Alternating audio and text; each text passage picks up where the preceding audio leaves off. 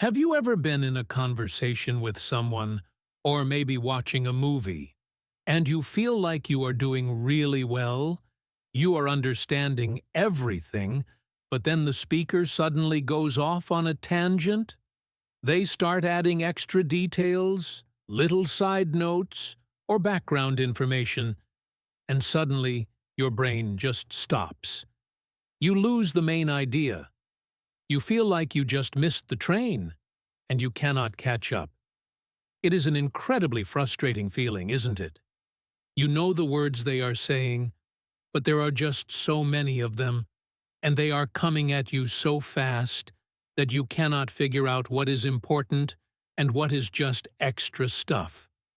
If this has happened to you, I want you to take a deep breath right now, because you are not alone.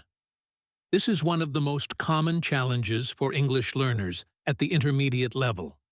And today, we are going to fix it together. Welcome to English in Fluency. I am your host, Alex, and I am so happy you are here with me today. In this long, deep dive practice session, we are going to focus entirely on how speakers add extra information in real English, and more importantly, how you can follow those expansions clearly without getting lost. We are going to build your listening confidence step by step, using simple language, real everyday examples, and a lot of patience. So, grab a cup of tea, find a quiet place, and let us get started. To understand how to follow extra information, we first need to understand why people add it in the first place. When we learn English in a classroom, sentences are usually short and perfect. The subject does the verb to the object. But real life is not like a textbook. Real human beings are messy thinkers. Our brains move faster than our mouths, and while we are talking, we suddenly remember a detail, or we feel the need to explain why we are saying something, or we just want to add a little color to the story to make it more interesting. Imagine you are looking at a tree. The main sentence is the trunk of the tree. It is strong and it holds everything up. But speakers love to add branches. They add little leaves and twigs of extra information. Sometimes one branch leads to another branch.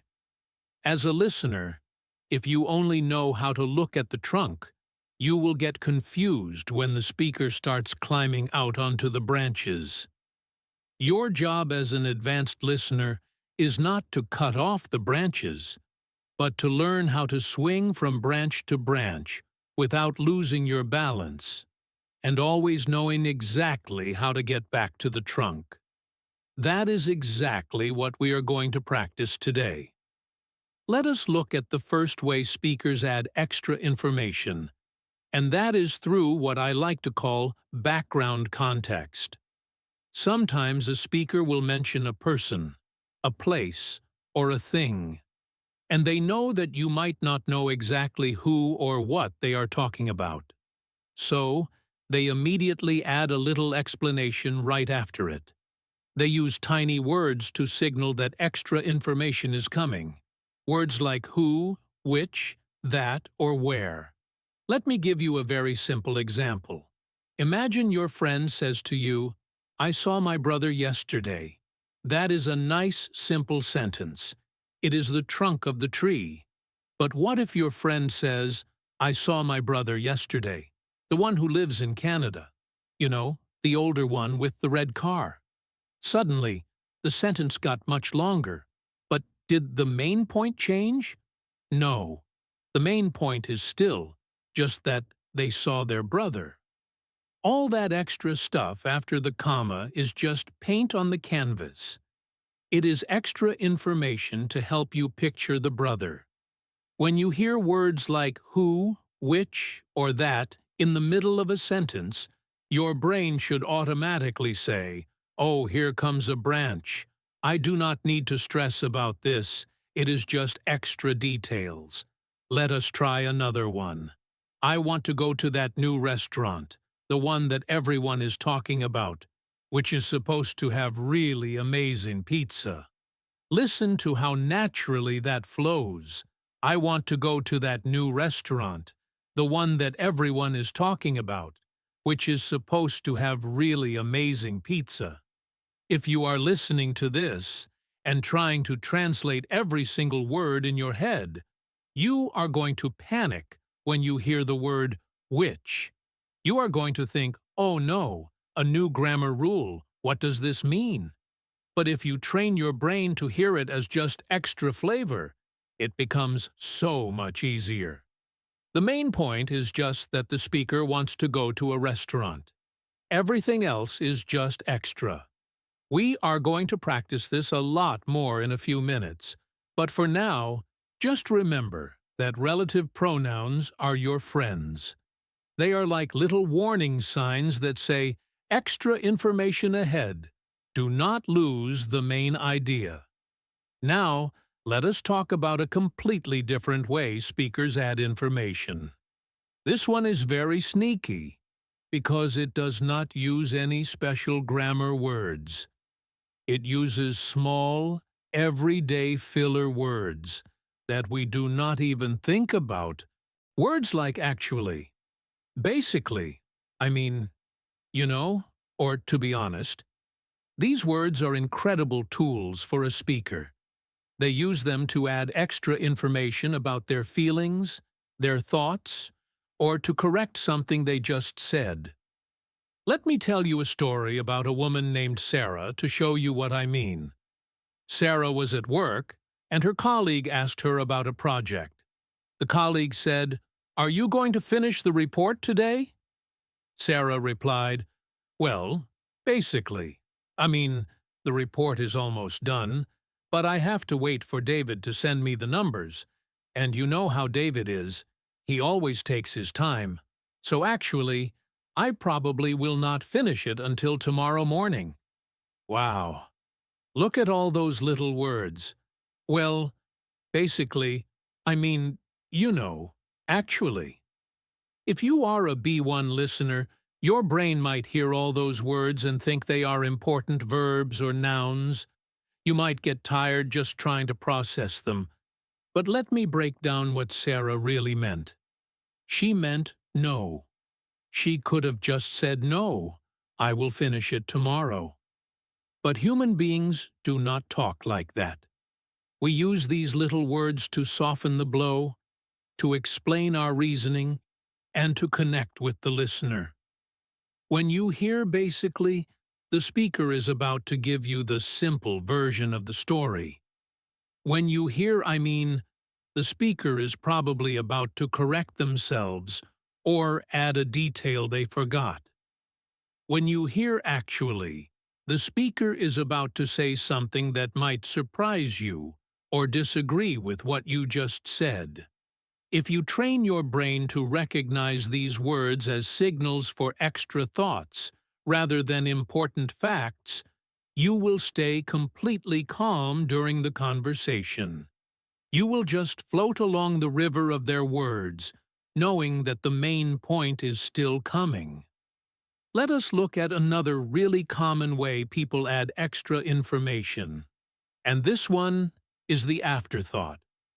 Have you ever started telling a story, and right at the end of the sentence, you remember something else? Of course you have. We all do it. In English, speakers use phrases like, by the way, oh, and another thing, or speaking of that to add information that just popped into their head. This can be very confusing for listeners because just when you think the sentence is over, they start a whole new idea. Let us imagine a man named Marcus.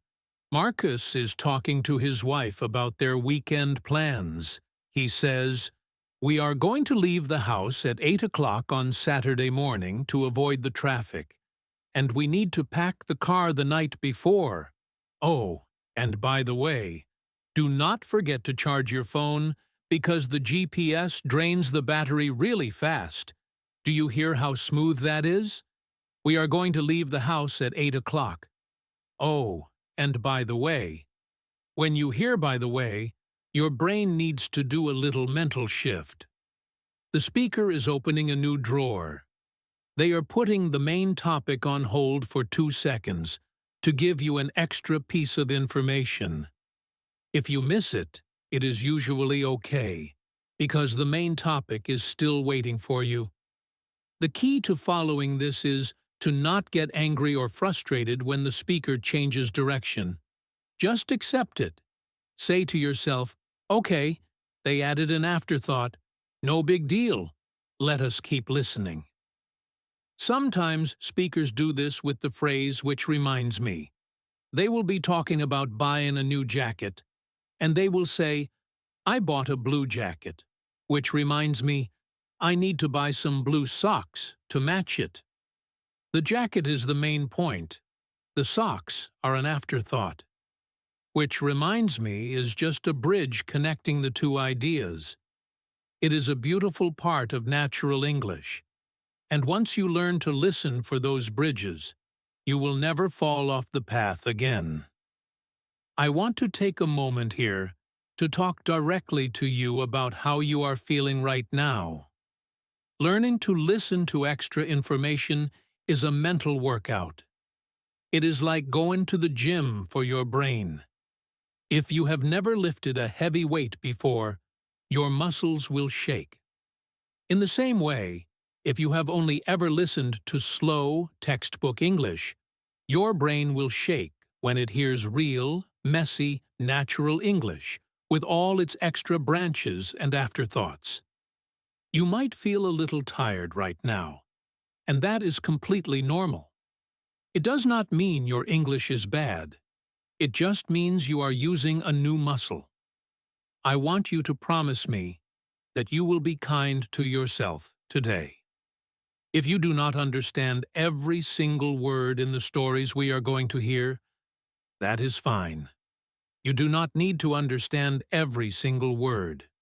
Even native speakers do not catch every single word.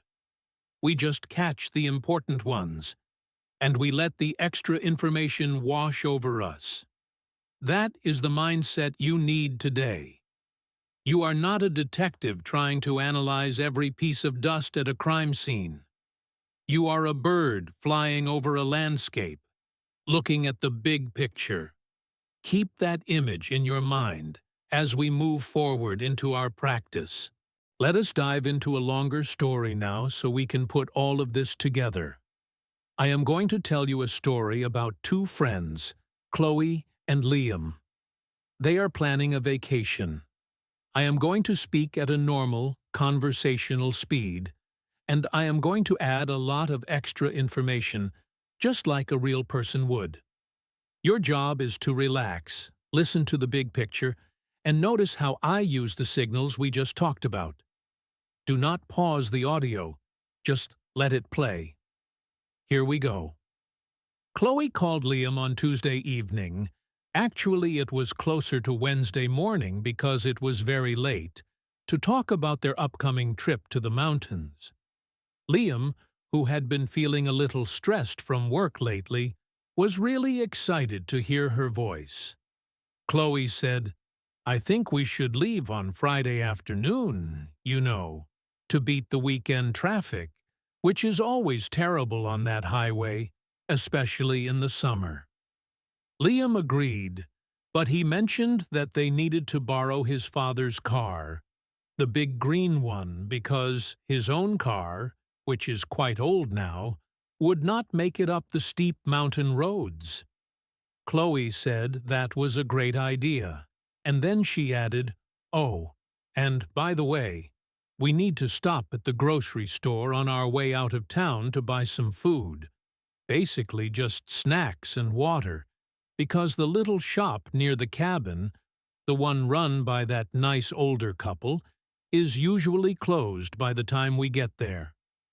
Liam wrote everything down, and then he said, I could also pack some sandwiches from home. If that is easier for you, actually, I think I will make some chicken sandwiches." Take a deep breath. That was a lot of English. How do you feel? If you felt a little lost, do not worry at all. Let us go back and look at that story like a scientist. Let us look at the branches. First, I said Chloe called Liam on Tuesday evening. Actually, it was closer to Wednesday morning. Did you need to know the exact time? No. Actually was just a little correction, an afterthought. The main point is just that they talked. Then I said Liam, who had been feeling a little stressed from work lately. There is our relative pronoun who. It is a branch. The main point is just that Liam was excited to hear her voice. The stress from work is just extra flavor. Then Chloe talked about leaving on Friday afternoon, to beat the weekend traffic. Is our signal.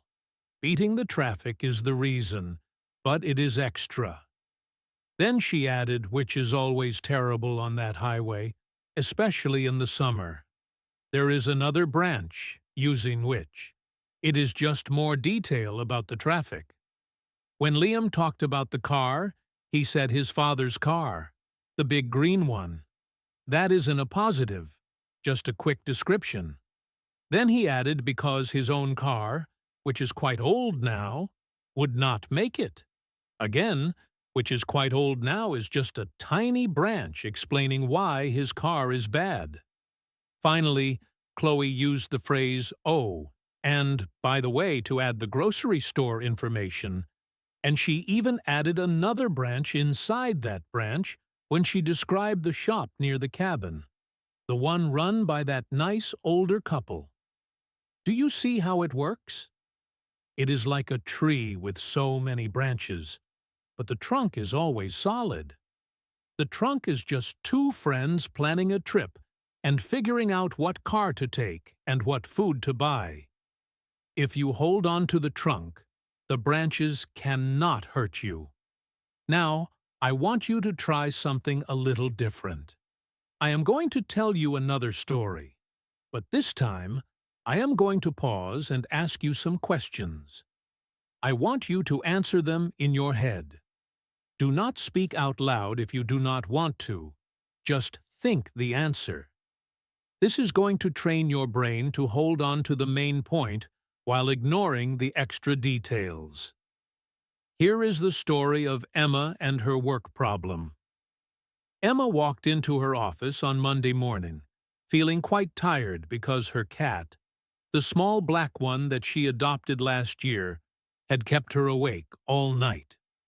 She sat down at her desk, which was covered in papers, and turned on her computer. Her boss, Mr. Henderson, who is usually very friendly, walked over to her with a serious look on his face. He said, "Emma, I need you to finish the marketing report by lunchtime. I mean, if you possibly can, because the client is coming in this afternoon, actually. He is coming in at 2 o'clock exactly to look at the numbers." Emma was surprised, but she said she would try her best. Mr. Henderson added, "Oh, and by the way, please print 2 copies, one for the client and one for me, and use the good paper, the thick paper from the top shelf in the supply room." Okay, let us test your listening. Think about these questions. What did Mr. Henderson ask Emma to do? If your brain immediately thought about the cat, the papers on the desk, the good paper from the supply room, or the exact time of 2 o'clock, you got distracted by the branches. Let go of the branches. What is the trunk? The trunk is simply that Mr. Henderson wants Emma to finish a marketing report. That is it. That is the main point. Everything else is extra. Why was Emma tired? Now you can look at a branch. She was tired because of her cat, the small black one that she adopted last year. See how easy that is when you separate it? What time is the client coming? The client is coming at 2 o'clock. The phrase I mean, if you possibly can, was just extra politeness. It was not a question. And what was the afterthought at the end of the conversation? The afterthought was about printing 2 copies on good paper. By the way, told you that a new, small piece of information was coming. If you got those answers right in your head, you are already making huge progress. You are learning to filter the noise and catch the meaning. Let us talk about another type of extra information that really confuses people. It is when speakers add their own opinions or feelings right into the middle of a fact. In English, we do this all the time. We mix facts and feelings together. We use phrases like, "to be honest," "to tell you the truth, I have to say," or, "if you ask me." When a speaker uses these phrases, they are not giving you new facts about the situation. They are just telling you how they feel about the facts. This is very important for listening, because if you treat their feelings as facts, you will get confused. Imagine a man named Thomas. Thomas is talking about a movie he watched. He says, "The movie was 3 hours long, which is way too long if you ask me, and the ending, to be honest, was really disappointing." Let us break that down. The facts are that the movie was 3 hours long, and there was an ending. That is it. Those are the facts. The rest is just Thomas's opinion. If you ask me, signals an opinion. To be honest, signals an opinion. Why does this matter for your listening? Because sometimes speakers talk for a very long time, and they mix so many opinions into the facts that you forget what the original topic was. If you are listening to someone complain about a restaurant and they say, "The food took 40 minutes to arrive," which is completely unacceptable. I mean, we were so hungry. And to be honest, the waiter was kind of rude. You need to mentally filter out the complaints and just hold on to the fact that the food took 40 minutes. The opinions are just branches made of feelings, not wood. They are light and fluffy. You can brush them away if you just need the main point. I want us to practice this feeling of brushing away the fluffy branches. I am going to describe a situation, and I want you to listen only for the hard facts. Ignore my feelings. Imagine I am your neighbor, and I am talking to you about our street. Listen closely. I was walking down our street this morning, which is usually so quiet and peaceful, and I saw that they are building a new house at the end of the road, the one near the big oak tree, which I think is a terrible idea because we already have too much traffic. I mean, cars fly down this street all day long, and to be honest, I am really worried about the children in the neighborhood. So, what are the pure facts here? Strip away my feelings. The fact is, they are building a new house at the end of the road, near the big oak tree. That is it. Everything else, the idea that it is terrible, the complaint about the traffic, the worry about the children, that is all just emotion. It is extra information about my inner world, not about the street. When you train your brain to do this automatically, listening becomes so much less stressful. You stop trying to analyze why the speaker is upset, and you just file away the facts. You become an efficient, calm listener. Now, let us look at a slightly more advanced way. Speakers add information. Sometimes a speaker will start a sentence, and halfway through, they will realize they need to give you some background information before you can even understand the end of the sentence. So they stop the sentence, they give you the background, and then they try to finish the sentence again. This is very common in storytelling. People use phrases like, "What happened was," or "The reason I am telling you this is," or "Let me explain." These phrases act like a pause button. The speaker is literally saying, "Stop. Do not process the first half of the sentence yet. I need to give you more information first. Let me show you what I mean with a story about a woman named Olivia. Olivia is talking to her friend about a lost phone. She says, "I was so panicked yesterday when I could not find my phone. Well, the reason I was so panicked is because it had all my vacation photos on it, the ones from Italy, and I have not backed them up yet. So I was running around the house like crazy." Do you see what happened there? She started by saying she was panicked. Then she stopped herself with the phrase, "the reason I am." She knew that if she just said she was panicked, her friend might not understand why it was such a big deal. So she added the background information about the vacation photos. Then, only after giving that extra information, did she finish her original thought about running around the house. For a listener, this can feel like a roller coaster.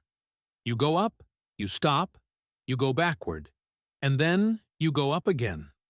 But if you hear the phrase "the reason is," your brain should just relax and say, "Okay, we are taking a quick detour to get some background. We will get back to the main road in a second. Let us do another practice exercise with this background detour." I am going to tell you a story about a man named Daniel who went to a job interview. I want you to notice every time the speaker stops to add background information. Daniel walked into the interview feeling very confident, which is unusual for him, because he normally gets very nervous. I mean, his hands usually shake and his voice gets quiet, but today he had practiced a lot. The interviewer asked him about his previous job, the one at the coffee shop downtown, the one right next to the library, and Daniel gave a really great answer. Then the interviewer asked a difficult question about his weaknesses, and Daniel had to think for a minute. Actually, he had to think for 2 whole minutes, which felt like an hour, but eventually he figured out what to say. At the end of the interview, the manager shook his hand, which is a really good sign, because usually they just say goodbye, and told him he would hear back next week. Let us look at the detours in that story. When I said which is unusual for him, that was a detour to explain why his confidence was surprising. When I said, his hands usually shake, that was an even deeper detour to give an example of his normal nervousness. When I described the coffee shop as the one right next to the library, that was a location detour. And when I said actually, he had to think for 2 whole minutes, that was a detailed detour to emphasize how long the silence felt. Did the detours change the main point of the story? The main point is just that Daniel went to an interview, he did well, and he shook hands at the end. All those little pauses and extra details just make the story human. They make it real. And now that you know how to spot them, they cannot trick you anymore. I want to take a moment to talk about the tone of voice, because listening is not just about words. When speakers add extra information, their voice often changes. This is a huge clue for you. If someone is giving you the main point, their voice is usually steady. But when they add a side note or an afterthought, their voice might get a little faster or a little quieter, or they might drop the pitch at the end of the sentence. Think about the phrase "by the way." When someone says, "Oh, by the way, I forgot to tell you," their voice usually goes up a little bit on the word "way," and then they pause. That voice change is like a flashing yellow light on the road. It tells you that something extra is coming. The same thing happens with relative clauses. If I say, "I saw my brother, who lives in Canada," I will usually speak a little faster when I say who lives in Canada, because I know it is just extra information, and I want to get back to my main point. As you practice listening to English, pay attention to the music of the language. Do not just listen to the words, listen to the rhythm. When the rhythm changes, the speaker is probably adding a branch. When the rhythm is steady, they are probably on the trunk. This is why watching movies or listening to podcasts without reading the text is so important. Your ears need to get used to the melody of English expansions. Let us do a really fun exercise now. I am going to speak exactly like a native speaker who is rambling. I am going to add so much extra information that it might sound a little crazy, but I want you to hold on to the main point for dear life. Do not let go of the trunk. Imagine I am your friend calling you on the phone. Here I go. Hey, I am calling because I wanted to ask you if you want to come over for dinner tonight. I mean, if you are not too busy, because I know you have that new job, the one downtown, which is probably really exhausting. But anyway, I am making pasta, the kind with the creamy sauce, not the red sauce, because I know you do not like tomatoes. To be honest, I am not a huge fan of them either, so let me know if you can make it around 7. Actually, maybe 7:30 is better, because I have to go to the store first, the grocery store on Elm Street, which closes at 6, so I need to hurry up and finish this call. Okay, deep breath. What was the trunk? What was the absolute core reason for this phone call? If you said, Alex wants to know if I can come to dinner, you are a master listener. Look at all the nonsense I threw at you. I talked about your job, the kind of pasta sauce, my feelings about tomatoes, the name of the street, the time the store closes. None of it mattered. If you understood the dinner invitation, you won. If you got stressed out by the sauce details, you lost. But do not worry if you lost, because now you know the secret. You know that all those extra words are just noise. You can smile at the noise, you can enjoy the noise, but you do not have to let the noise control you. Wait, do not turn off the audio just yet. I know I said we were moving on, but I sat back down at my microphone because I realized we have so much more ground to cover on this topic, and I simply cannot let you go without giving you the complete picture. You are doing so well, and your brain is perfectly warmed up right now. So I want to give you a special bonus section of this lesson. We are going to go even deeper into the minds of English speakers. In the first part, we talked about branches and afterthoughts, but now I want to talk about something that feels like a sudden U-turn in a car. Have you ever been listening to someone, and they are describing something in a very positive way, and you are nodding along, and then suddenly they say a tiny word that changes the entire direction of the sentence? It completely throws you off. This happens when speakers add contrasting information. They give you a fact, and then they immediately give you the opposite fact, and they expect you to hold both of them in your head at the same time without getting confused. The words that cause these U-turns are words like but, however, although, even though, and on the other hand. These are incredibly dangerous little words for listeners because they tell your brain to erase what you just heard and replace it with something new. Let me give you an example using a guy named Nathan. Nathan is telling his friend about a new restaurant he tried. He says, "The food was absolutely amazing. The pasta was cooked perfectly, and the decorations were beautiful, but the service was incredibly slow." Do you see what happened there?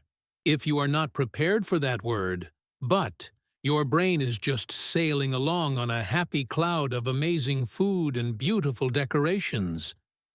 Then the speaker says, but, and suddenly you crash into a tree. The service was bad. When you hear a contrast word, you need to realize that the speaker is adding a new, opposite piece of information. It is still just extra information, but it is extra information that goes in the opposite direction. Sometimes speakers put the contrast at the beginning of the sentence to warn you.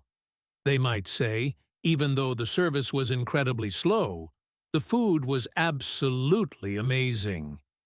If you hear even though or although at the very start of a sentence, your brain should immediately say, okay, here comes a negative point, but the positive point is coming at the end, so do not panic. It is like a warning sign before a sharp curve in the road. Once your brain learns to expect these U-turns, they actually become really fun to listen to. You start to anticipate them, and you feel like you are truly understanding the deep meaning of what the person is trying to say, rather than just the individual words. Now, I want to talk about a completely different type of extra information that makes English sound very fuzzy. I call this vague language. In real life, people are often too lazy to give you exact numbers or exact details, or they simply do not know the exact details, so they use filler words to make their sentence longer without adding any real facts. Words like sort of, kind of, a bit, roughly, around, or something. If you are a B1 learner, you might hear the word kind of and think it is a type of something, like a kind of animal or a kind of car. But in spoken English, kind of and sort of almost always mean nothing. They are just verbal pauses. They are the empty calories of the English language. Let me show you what I mean with a story about a woman named Rachel. Rachel is talking to her friend about a meeting she had at work. She says, "The meeting was kind of long, and my boss was a bit stressed. I think there were roughly 20 people there, or something like that, and we mostly talked about the new project, which is sort of delayed right now." Listen to that again in your mind. The meeting was kind of long. Just delete kind of. The meeting was long. My boss was a bit stressed. Delete a bit. My boss was stressed. Roughly 20 people or something like that. Just say 20 people. Sort of delayed. Just say delayed. Do you see how much fluff is in that sentence? When you are listening, if you try to figure out the exact mathematical difference between long and kind of long, you will go crazy. There is no difference. The speaker is just adding these words because they are nervous, or they are speaking without thinking, or they want to sound polite. When you hear sort of, kind of, or a bit, just let them float right past you. They are tiny clouds passing in front of the sun. They do not block the light. They do not change the meaning. If you can train your ear to ignore vague language, you will save so much energy when you are listening to English speakers, because we use these words constantly, like literally all the time. Let us move on to another really interesting way speakers add extra information, and that is through rephrasing. Sometimes a speaker will say something, and then they will realize that maybe they did not explain it clearly enough, or maybe they used a word that was too difficult, so they will say the exact same thing again, using different words. This is actually a huge advantage for you as an English learner, but it can also be confusing if you do not know what is happening. Speakers use phrases like "what I mean is," In other words, or the best way to describe it, is to signal that they are about to repeat themselves. Imagine a man named Leo is trying to describe a feeling to his friend. He says, "I felt so overwhelmed at the party. What I mean is, there were just too many people in the room and I could not breathe." When Leo says what I mean is, he is not giving you new information. He is giving you the same information in a simpler package. If you understood the word overwhelmed, great. You do not even need to listen to the second part. But if you did not understand overwhelmed, the second part is a beautiful gift from Leo. He just translated his own sentence for you. Native speakers do this all the time without even realizing it. They are trying to be clear, so they paint the same picture twice, with different colors. When you hear in other words, your brain should just relax and say, "Oh, good, they are going to say it again. I have another chance to understand." It is not a punishment, it is a second chance. Let us put rephrasing and vague language and contrasts all together into one big practice story. I want you to listen to a story about two friends named Grace and Kevin who are trying to fix a broken bicycle. Remember your job. Be the bird. Look at the big picture. Notice the extra branches, but do not let them carry you away. Here we go. Kevin was looking at the bicycle, which was lying on the ground in his garage. Actually, it was more of a shed than a garage, but anyway, he was trying to figure out why the tire was flat. Grace came over to help him, even though she did not really know anything about bikes. I mean, she kind of knew the basics, but she was definitely not an expert. Kevin said, "I think the problem is with the inner tube. What I mean is, the rubber part inside the tire that holds the air, it seems to have a hole in it, which is basically why it will not stay inflated." Grace picked up a tool, the one with the black handle, or maybe it was dark blue, I cannot remember exactly, and she said, "Do you want me to try to fix it?" Kevin looked at her and said, "Well, you can try, but it is actually a really difficult process. You have to take the whole wheel off, which requires special tools, and honestly, it might be easier to just buy a new inner tube. They are sort of cheap anyway, maybe around $10 or something like that." Grace agreed, so they decided to just drive to the sports store, the one near the mall, which is about 15 minutes away, although the traffic can be bad on weekends, to buy a new part. How did that feel? Did you get lost in the shed versus garage detail? Did you get distracted by the color of the tool handle? I hope not.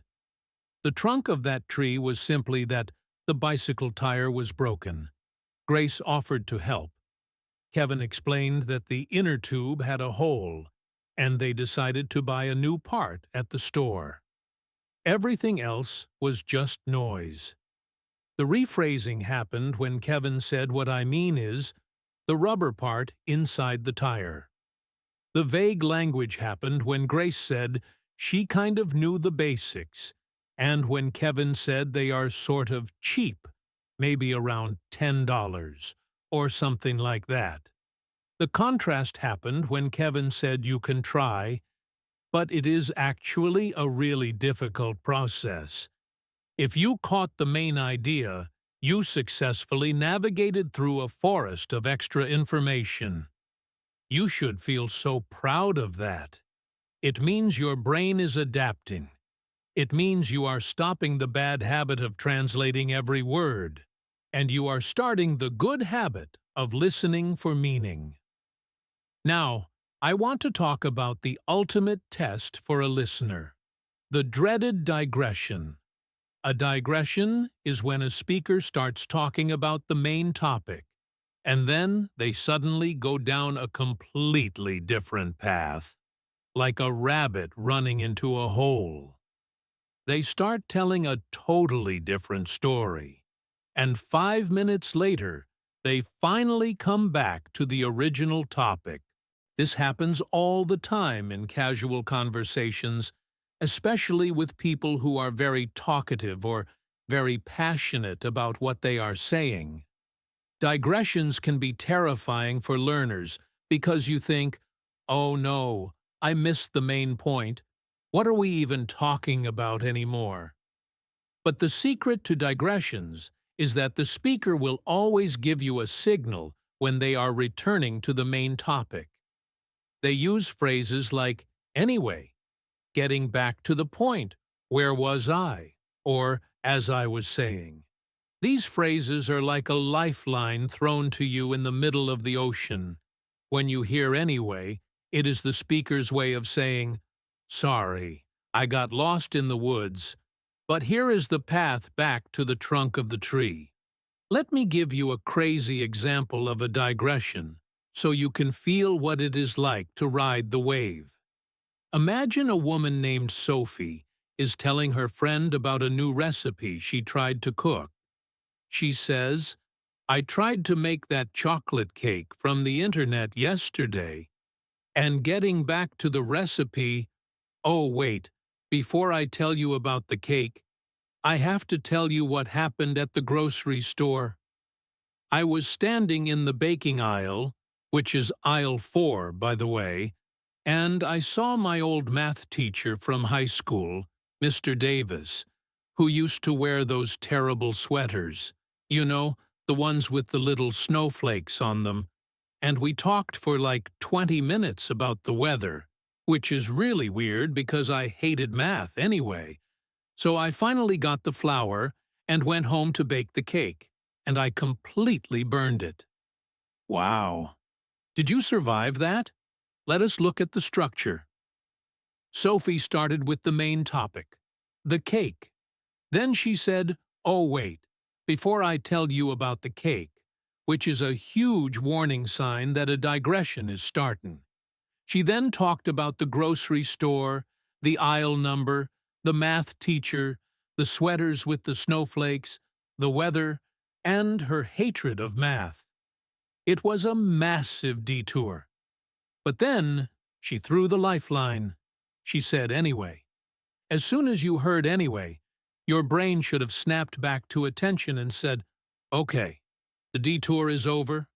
We are back to the cake now. And indeed, the very next thing she said was about going home to bake the cake. When you are listening to a podcast or talking to a friend, and they go on a wild tangent about their math teacher, just relax and enjoy the story. Do not stress out. Just wait for the anyway. It will always come. I want to share a little secret with you about why I am so passionate about teaching you this specific skill. When I first started learning a second language, I thought my problem was vocabulary. I thought, if I just learn more words, I will understand everything. So I memorized thousands of flashcards, but then I would go to a cafe and talk to a native speaker, and I would still feel lost. I knew all the words they were saying, but my brain was getting tired so quickly. It was not a vocabulary problem, it was a processing problem. I was treating every single word as if it was equally important.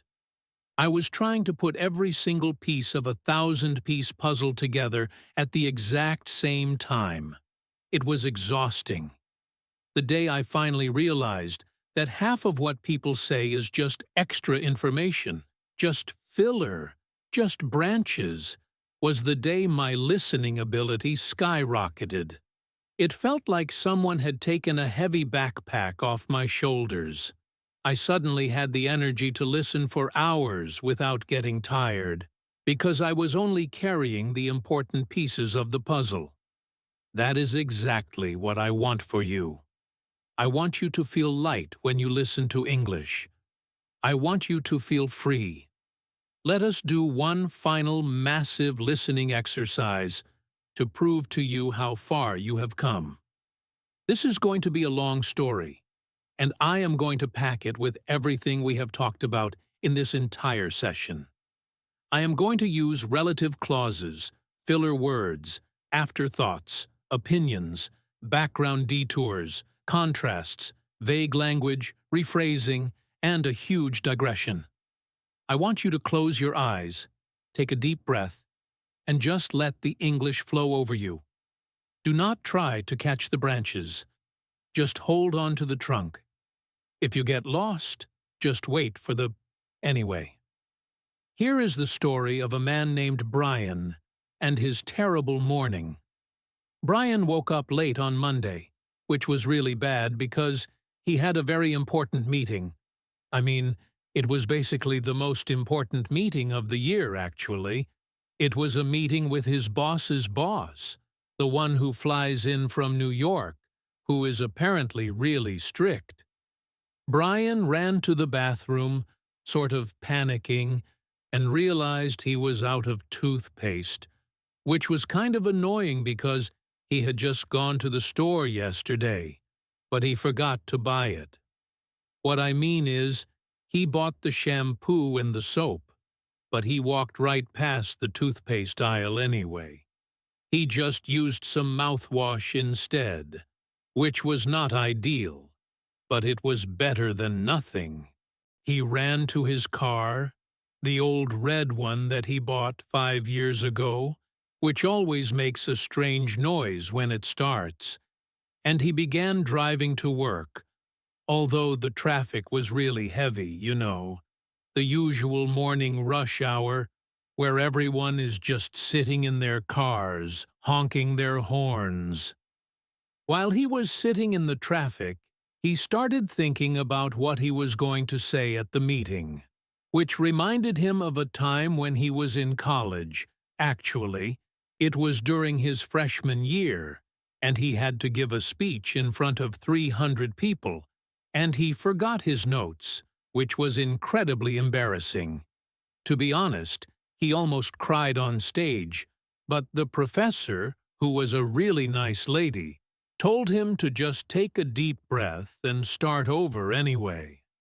So Brian finally arrived at the office building, which is the tall glass one downtown, and he ran up the stairs because the elevator was broken, which is just typical, right? And he made it to the meeting room exactly at 9 o'clock, only to realize the meeting had been canceled. I hope you are smiling right now. That was a lot of information. But if you held on to the trunk, you know exactly what happened to Brian. He woke up late. He rushed to work because he had an important meeting. He had a few minor problems along the way, like the toothpaste and the traffic. He got distracted by a memory from college, and when he finally arrived, the meeting was canceled. That is the beautiful, simple tragedy of Brian's morning. Everything else was just decoration. The fact that the boss flies in from New York, the color of the car, the strange noise the car makes, the fact that he forgot to buy toothpaste yesterday, the story about the college professor, the fact that the elevator was broken and the building was made of glass. None of it changed the outcome of the story. If you understood the outcome, you won. You did not just pass a listening test, you experienced English the way it was meant to be experienced. Naturally, messily, and beautifully. If you are still with me, I just want to take a moment to applaud you. Seriously, take a second right now to just put your hand on your chest and feel your heartbeat. You have just completed an incredibly intense, deep focus listening workout. Most people do not have the attention span to do what you just did. They click away after 3 minutes looking for a quick fix, a magic pill for learning English. But you stayed. You pushed through the confusion. You trained your ears, and you are still here in this final chapter with me. That tells me everything I need to know about your potential. You have the exact kind of dedication that leads to real, lifelong fluency. We have talked about the grammar of extra information. We have talked about the filler words, and we have practiced with some pretty wild stories. But before I let you go today, I want to talk about something much deeper. I want to talk about the psychology of listening. Because the biggest barrier you face right now is not in your ears, it is in your mind. The biggest problem intermediate English learners face is guilt. Yes, guilt. When a speaker adds extra information and you miss it, you feel a tiny flash of guilt. You tell yourself, I should have understood that. I studied that word last week. Why did I freeze? This guilt causes your brain to panic, and a panic-in brain cannot process language. It just shuts down. I need you to make me a promise right now. I need you to promise that from this day forward, you will stop feeling guilty about not understanding every single word. You need to give yourself permission to be a relaxed listener. Think about how you listen to music in your native language. If a singer mumbles a word, or if there is a loud guitar chord that drowns out the lyrics, you do not stop the song and feel stupid. You just keep dancing. You just keep humming along. That is exactly how you need to treat English conversations. When the speaker goes off on a tangent, just keep dancing. When they use a vague word like kind of, just keep dancing. You do not need to analyze the dance moves. You just need to feel the rhythm. Think of listening to English like dancing with a partner. If you are dancing with someone and they do an unexpected spin, you do not stand there and yell at them for not warning you. You just follow their hand, you adjust your feet, and you keep moving. If they step on your toes a little bit, you do not stop the whole party and sit down in the corner. You laugh it off and keep going. When an English speaker adds extra information, they are just doing a little spin. They are adding a little flair to the conversation. If you miss a tiny detail, it is just a stepped-on toe. It does not ruin the dance. You have to learn to trust the speaker. Trust that even if you miss a branch, they will eventually lead you back to the main trunk. Trust that if the information is truly important, they will find another way to say it. Let go of the need to control the conversation, and just let the speaker lead. When you change your mindset from a strict, panicked student to a relaxed, trusting dance partner, your listening comprehension will explode. Let me tell you a secret about native speakers that might make you feel a whole lot better. We are not doing this on purpose to confuse you. A lot of learners think, oh, they are speaking fast because they know I am learning, and they want to show off. Or they are adding all these words to trick me. I promise you, we are not thinking about you at all when we speak. We are thinking about ourselves. We are thinking about how we sound. We are trying to remember our own thoughts. And we are just talking out loud to organize our own brains. When I say, I went to the store, the one on the corner, I am not adding the one on the corner as a test for you. I am adding it because my brain suddenly pictured the store, and the picture included the corner, so I just said it. It is pure impulse. When you realize that all this extra information is just a reflection of the speaker's own messy human brain, it takes the pressure off of you completely. You realize that you are not failing a test, you are just observing human nature. You are watching a brain work in real time. That is a fascinating thing to do, rather than a stressful thing. I want to give you a very specific, practical routine that you can start doing tomorrow to keep this skill sharp.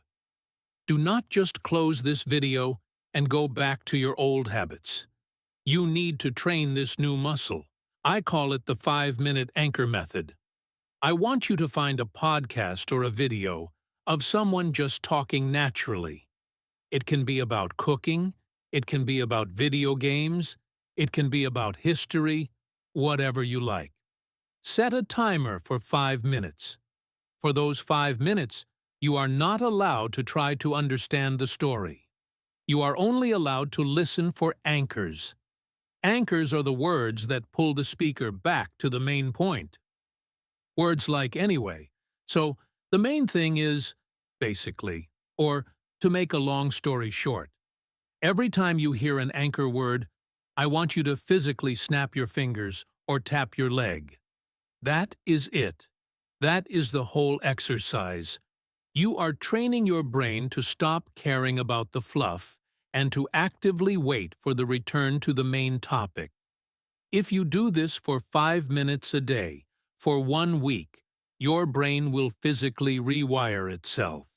You will start to naturally ignore the extra information and instinctively perk up when the important part comes back. It is an incredibly simple exercise, but it is incredibly powerful because it forces you to change your physical reaction to spoken English. Another really great way to practice this is by watching interviews. Talk shows, podcasts where a host is interviewing a guest are perfect for this because people in interviews are nervous, and nervous people use a lot of extra information. They use a lot of filler words. They say and ah. They say, you know. They start sentences and stop them. And they rephrase things constantly. Put on an interview, turn off the subtitles, and just listen to the guest speak. Do not try to learn new vocabulary from the interview. Just listen to the rhythm of their mistakes. Listen to how they say, I think that, you know, it was kind of like, the best experience of my life. Realize that if a famous actor or a successful business person on television cannot speak in perfect straight lines without adding extra junk, why should you expect yourself to understand perfect straight lines?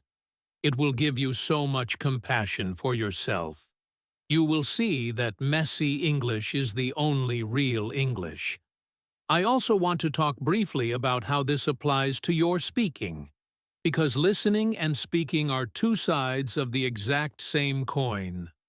When you allow yourself to listen to extra information without panicking, you give yourself permission to use extra information when you speak. A lot of learners are terrified of speaking because they think they have to produce perfect, short, textbook sentences. But now that you know native speakers love branches and detours, you can use them too. If you are talking to someone and you forget a word, do not freeze. Use a branch. Say, I went to a place, you know, the kind of place where you buy bread, which is called a bakery, I think, and I bought a cake. You just saved yourself. You used extra information to cover up the fact that you forgot the word bakery for a second. You used the exact same tools that native speakers use. When you realize that the rules of spoken English are actually very loose and forgiving, it will set your voice free. You will stop sounding like a textbook, and you will start sounding like a real human being. As we come to the true end of this marathon session together, I want to leave you with one last image. Imagine you are on a train. The train is moving through a beautiful landscape. The main topic of the conversation is the destination of the train. That is where you are going. But outside the window, you see trees and houses and little rivers and funny-looking dogs running in fields. The extra information in English is just the scenery outside the window. If you spend the whole train ride staring intensely at one specific tree as it flies by, you are going to get dizzy, and you are going to feel sick, and you are going to miss the entire journey. But if you sit back in your comfortable seat, and you let the scenery wash past you, and you just enjoy the view without trying to grab onto every single leaf, you will have a wonderful ride. And when the train stops at the station, you will know exactly where you are. You got the main point. You arrived at the destination. That is what fluent listening feels like. It feels like a smooth, comfortable train ride through a beautiful landscape, rather than a desperate, exhausting chase through a dark forest. You have learned how to sit back in that comfortable seat today. You have learned how to spot the scenery, how to ignore the vague clouds, how to survive the sudden U-turns, and how to wait for the train to get back on track. It has been an absolute privilege to be your guide on this journey. I am Alex, and I have put my entire heart into this lesson for English in Fluency because I know how hard you are working, and I know how much you deserve to feel confident. Please, do not keep this video to yourself. There are millions of English learners out there who are stressing out over every single word, who are feeling that exact same guilt and panic that we talked about today. Share this video with them. Put it in your group chats. Leave a comment telling me how this made you feel. Because your words inspire me to keep making these deep dive lessons. Hit that subscribe button if you have not already, because we are just getting started on this journey together. You have the tools now. You have the mindset. Now go out there and start dancing with the language. I believe in you, and I will see you in the next one.